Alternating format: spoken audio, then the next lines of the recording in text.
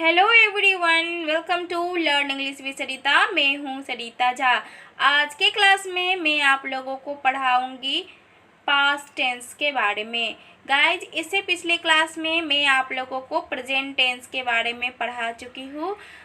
एक एक वीडियो आप लोग ज़रूर देखें ताकि आपको टेंस समझने में कोई कठिनाई न रहे।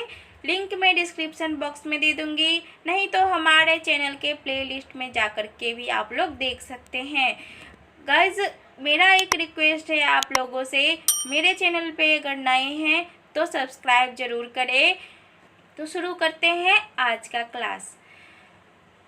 कार्य संपन्न होने की स्थिति में पास्ट टेंस को 4 भागों में डिवाइड किया गया है। Past indefinite, past continuous, past perfect continuous tense. इसी तरह से प्रेजेंट को भी डिवाइड किया गया, जिस तरह से पास्ट को भी डिवाइड किया। देखिए, एग्जाम्पल से समझ में आ जाएगी। संगीता ने गाना गाया। Sangeeta sang a song, past indefinite हो गया। संगीता गाना गा रही थी। Sangeeta was singing a song, past continuous. Sangeeta गाना गा चुकी थी। Sangeeta had sung a song, past perfect. Sangeeta 9 बजे से गाना गा रही थी। Sangeeta had been singing a song since 9 o'clock, past perfect continuous.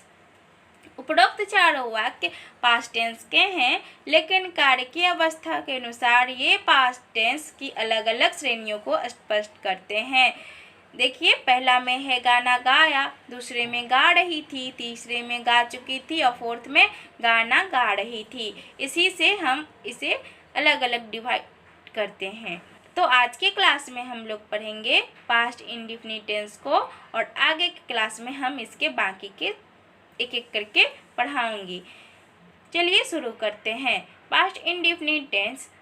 Past indefinite tense को सिंपल पास्ट भी कहा जाता है, और इसका प्रयोग हम ऐसे वाक्य के लिए करते हैं जो जिनमें भूतकाल में कार्य पूर्ण होना अथवा संपन्न होना बताया गया हो। जैसे कि जो काम हम कर चुके होते हैं, ऐसे काम के लिए हमें पास्ट इंडेफिनिट टेंस का यूज करते हैं। एग्जाम्पल देखिए, सीता ने राम को पत्र लिखा। Sita wrote a letter to Ram. काम पूरा हो गया है, इसीलिए इसे पास्ट टेंस में पढ़ते हैं। ये पास्ट इंडेफिनिट की सेंटेंस है। सीता ने राम को पत्र लिखा। Sita wrote a letter to Ram. वे लोग फुटबॉल खेले। They played football. कल वह काशी गया। He went to Kashi yesterday. मैंने उसकी सहायता की। I helped her. वह कल यहाँ आया। He came here yesterday. तो आप इन सभी वाक्यों में क्या देख पा रहे होंगे, जो यहाँ पे जितने भी वाक्य हैं इसमें हर एक काम पूर्ण हो गए होते हैं। जैसे पत्र लिख लिया हुआ है, इसलिए लिखा। फुटबॉल खेले, सब काम हमारा ख़त्म हो चुका है। काशी गया, सहायता की, यहाँ आया। तो इसी तरह के वाक्य हम पास्ट इंडेफिनिट टेंस में पढ़ते हैं। तो देखिए, इसकी सेंटेंस स्ट्रक्चर क्या हो जाती है। Subject plus V2 plus object. Subject के साथ हमें V2 लगाना है और फिर ऑब्जेक्टिव पार्ट लगाना है। V2 अगर वर्ब फॉर्म अगर आपको याद ना हो तो मेरे चैनल पे आपको बहुत इजीली बताया गया है जो कैसे इसे याद करें। प्लीज़ उस वीडियो को भी ज़रूर देखें। यहाँ आई बटन पे भी क्लिक करके आप लोग देख सकते हैं। मैंने एक किताब पढ़ी। मैंने एक किताब पढ़ी। I read a book. मैंने की अंग्रेजी होती है आई, और आई हमारा यहाँ पे सब्जेक्ट हो गया, और पढ़ना का अंग्रेजी होती रीड, और सेकेंड वर्ब में स्पेलिंग तो वही होती है लेकिन इसको हम रेड पढ़ते हैं। तो V2 red. I read a book, ये ऑब्जेक्टिव पार्ट हो गई। तो इसकी ट्रांसलेशन क्या हो गई, I read a book. Manisha ने अपने कपड़े धोए। मनीषा सब्जेक्ट है, तो मनीषा धोना का अंग्रेजी होती है वाश, और V2 है इसीलिए यहाँ पे वॉश्ड हो गया। तो Manisha washed her clothes. Manisha washed her clothes. फिर हम इसका negative and interrogative negative sentences बनाना सीख लेते हैं। निगेटिव मीन्स होती है नकारात्मक और इंट्रोगेटिव मीन्स होती है प्रश्नवाचक। दोनों तरह के वाक्य कैसे बनाएंगे, इसकी सेंटेंस स्ट्रक्चर देखिए।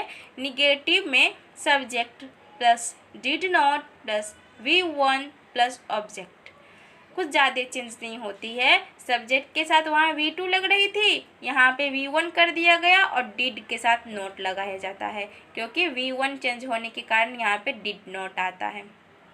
और बस ऑब्जेक्टिव पार्ट।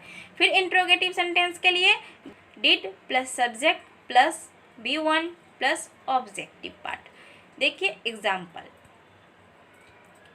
ही रोट अफॉर्मेटिव सेंटेंस है। ही रोट का मतलब वह लिखा। ही मतलब होता है वह, पुरुष के लिए लिखना राइट होती है जिसकी V2 हो जाती है रोट, तो यहाँ पे बनी अफर्मेटिव के लिए ही रोट।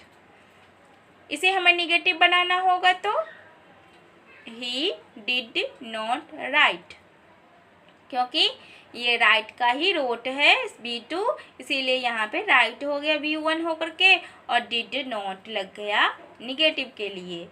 और इंट्रोगेटिव के लिए डिड ही राइट, क्या वह लिखा। आई वेंट टू मार्केट, ये अफर्मेटिव हो गई। गो मिस होता है जाना, उसकी V2 होती है वेंट, इसीलिए यहाँ पे वेंट लगा। तो आई वेंट टू मार्केट, मैं मार्केट गई। तो आई वेंट टू मार्केट ये अफर्मेटिव है, इसे निगेटिव बनाना हो तो I did not go to market, क्योंकि गो हमारा V1 होता है, वेंट V2 है, इसलिए यहाँ पे और डिड नॉट लगाने के बाद हमें V1 लगाना पड़ता है, इसलिए I did not go to market. और इंट्रोगेटिव बनाना हो तो did I go to market, did I go to market, क्या मैं मार्केट गई। ठीक है, फिर थोड़ी एक एग्जांपल और देख लेते हैं। दे प्लेड, वे लोग खेले। प्ले प्लेड प्लेड होता है, ये अफर्मेटिव है तो प्ले होता है इसका V1, इसके लिए निगेटिव सेंटेंस में क्या बन जाएगी, दे डिड नॉट प्ले, वे लोग नहीं खेले। और इसलिए इंट्रोगेटिव में क्या हो जाएगी, डिड दे प्ले, क्या वे खेले, क्या वे लोग खेले। ये इंट्रोगेटिव सेंटेंस हो गया। इसी तरह से दूसरा, Sita made a mistake, made होती है इसकी वर्ब फॉर्म, तो Sita made a mistake, Sita ने गलती की। तो Sita did not make a mistake, Sita ने नहीं गलती की, तो डिड नॉट मेक बन जाती है, क्योंकि मेक का सेकेंड फॉर्म मेड होता है। और did Sita make a mistake, क्या सीता ने गलती की, तो इंट्रोगेटिव सेंटेंस हो गया। अब हम लोग इंट्रोगेटिव निगेटिव सेंटेंस बनाना सीख लेते हैं। इंट्रोगेटिव निगेटिव सेंटेंस मीन्स नकारात्मकता के साथ प्रश्न पूछना इंट्रोगेटिव निगेटिव सेंटेंसेस के अंतर्गत पढ़े जाते हैं। इसकी सेंटेंस स्ट्रक्चर क्या होती है, did plus subject plus not plus V1 plus object. और इसके अगर शॉर्ट फॉर्म में लिखना चाहे तो didn't subject plus V1 plus object. देखिए एग्जाम्पल से बेहतर समझेंगे। एग्जाम्पल क्या है, राम चेंज्ड हिज ड्रेस, ये अफर्मेटिव सेंटेंस हो गया। राम ने अपने कपड़े बदले, तो Ram changed his dress. Changed V2 है, इसे V1 है बनाना है तो चेंज हो जाएगी। और इसे इंट्रोगेटिव बनाने के लिए V1 ही लेना पड़ेगा और डिड नॉट के साथ लगाना पड़ेगा। तो did Ram subjective part not V1 change objective part his dress. तो did Ram not change his dress, interrogative negative हो गया। इसे शॉर्ट फॉर्म में बोले तो डिड और नॉट को मिला लेते हैं, एक साथ लिख लेते हैं डिडंट, फिर बचे हुए पार्ट को ऐसे लिख देते हैं, राम चेंज हिज ड्रेस। फिर एक और एग्जांपल देखते हैं, she switched off the light, उसने लाइट बंद कर दी। तो she switched off the light, switched second form है, जैसे इंट्रोगेटिव निगेटिव बनाने के लिए B1 लगाना पड़ेगा। Did she not switch off the light, interrogative negative.